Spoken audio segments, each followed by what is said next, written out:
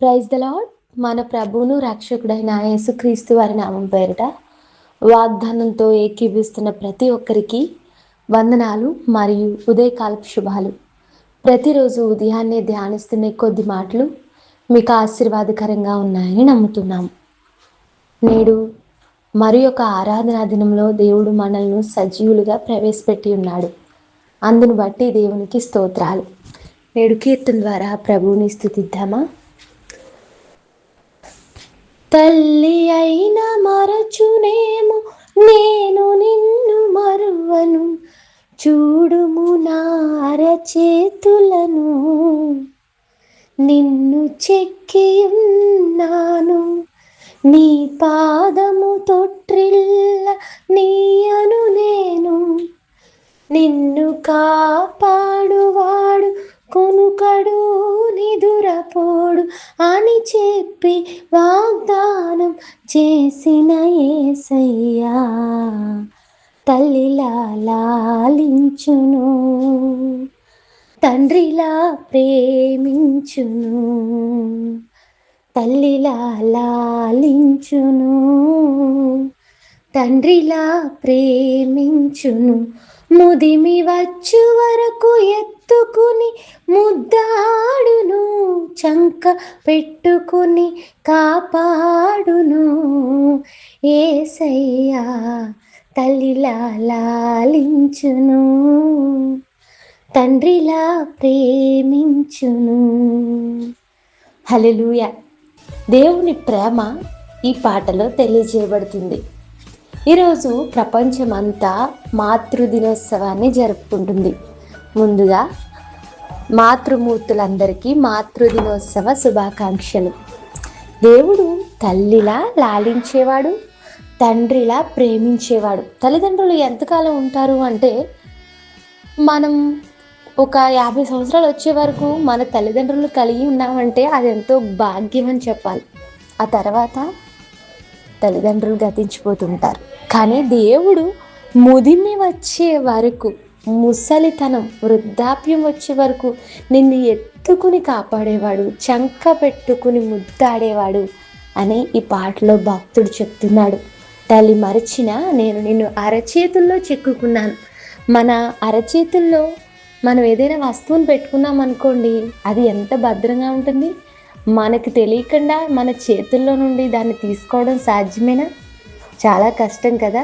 మనం చేతుల్లో పెట్టుకున్నప్పుడు ఎంత భద్రతను వస్తువు కలిగి ఉంటుందో దేవుడు తన అరచేతుల్లో చెక్కుకున్నాడట. అంతటి భద్రతను, క్షేమాన్ని దేవుడు మనకిస్తూ కునుకక నిద్రపోక మనల్ని కాపాడుతున్న దేవునికి స్తోత్రాలు చెల్లించండి.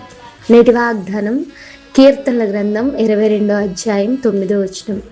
గర్భం నుండి నన్ను తీసిన వాడవు నీవే కదా, నేను నా తల్లి యొద్ద స్తన్యపానము చేయుచుండగా నీవే కదా నాకు నమ్మిక పుట్టించితివి.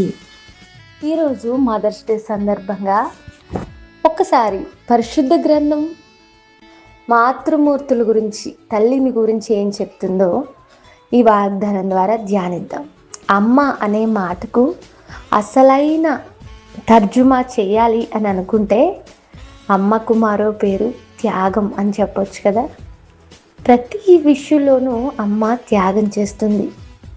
ఒక బిడ్డ తన కడుపులో ఉన్నాడని తెలిసినప్పటి నుండి తన పరిస్థితులన్నింటినీ త్యాగం చేస్తుంది. ఎంతో భద్రంగా కాపాడుతుంది.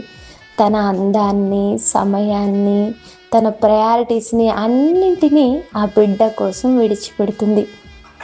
ఎంతో కష్టంతో ఆ బిడ్డకు జన్మనిస్తుంది. ఆ బిడ్డను పెంచడానికి తన చదువును, తనకున్న అవకాశాలను అన్నింటినీ విడిచిపెట్టేస్తుంది. ఆ బిడ్డతో పాటు తాను కూడా మొదటి నుండి పెరుగుతుంది, పెంచుతుంది. ఆ బిడ్డకు ఎగ్జామ్ అయితే తానే ఎగ్జామ్ రాస్తున్నట్టు కంగారు పడుతుంది. ఆ చిన్ని బిడ్డకు రిజల్ట్ వస్తుంటే తనదే పరీక్ష ఫలితం అన్నట్టు కంగారు పడుతుంది. ఇంతగా అమ్మ తనను ప్రేమిస్తూ ఒక ఇంటివాడిని చేశాక కూడా చంటి పిల్లాళ్ళ ఆ బిడ్డని ప్రేమిస్తుంది. నా బిడ్డ చిన్నవాడు అంటూ సమర్థిస్తుంది.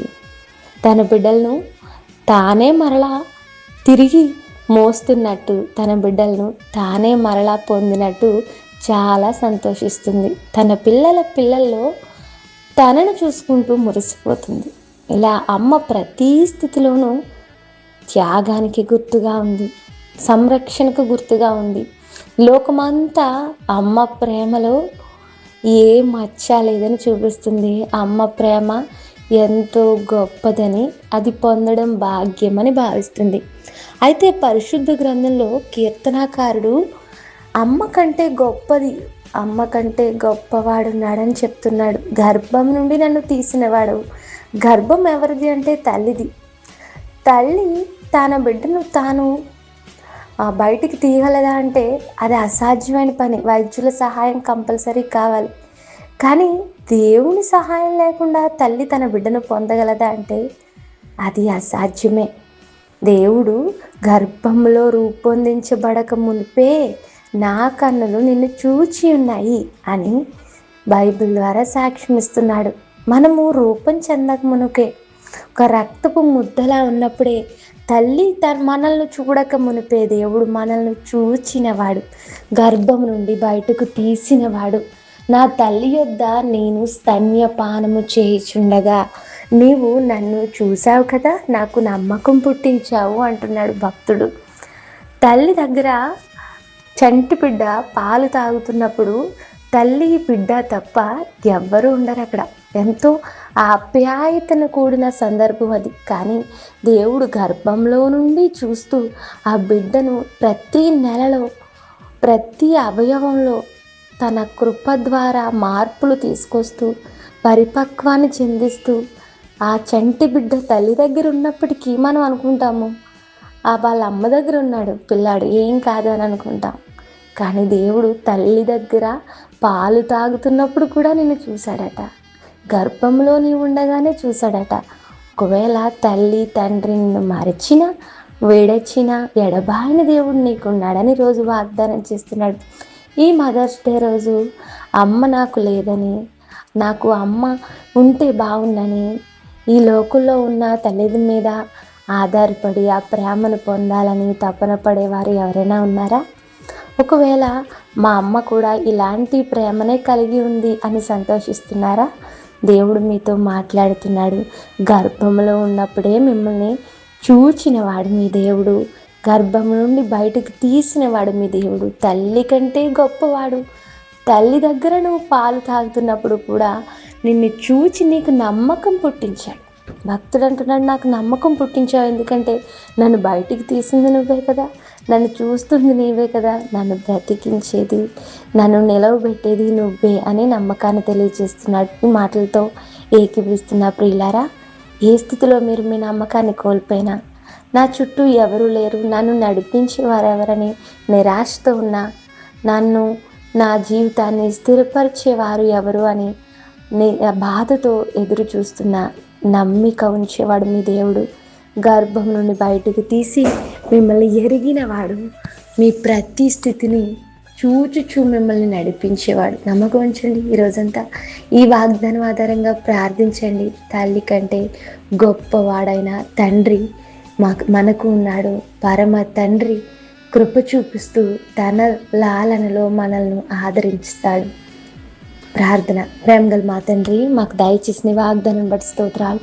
ఎవరైతే మాటలతో ఏకీభిస్తున్నారో వారిని బలపరచండి. తల్లి వలె లాలించేవాడవు, తండ్రి వలె పోషించేవాడు, ప్రేమించేవాడు. మా తల్లి మమ్మల్ని చూడకమునిపే మమ్మల్ని చూచినవాడు, బయటికి తీసినవాడు, మా బ్రతుకులో ఈ ఉదయం నమ్మకాన్ని కలిగిస్తున్నవాడు నీవేనని నమ్మచ్చు. ఈ మాటలతో ఏకీవిస్తున్న ప్రతి ఒక్కరి పట్ల నీ కృపను దయచేయమని, ఆరాధించే అవకాశాన్ని దయచేయమని, ఇంత గొప్ప తల్లి వంటి తండ్రి వంటి దేవుడుగా మాకున్నందుకు స్తోత్రాలు చెల్లిస్తూ యేసు పరిశుద్ధ నామమున అడుగుచున్నాం తండ్రి. Amen. Have a blessed day. God bless you all and me as well. Thank you.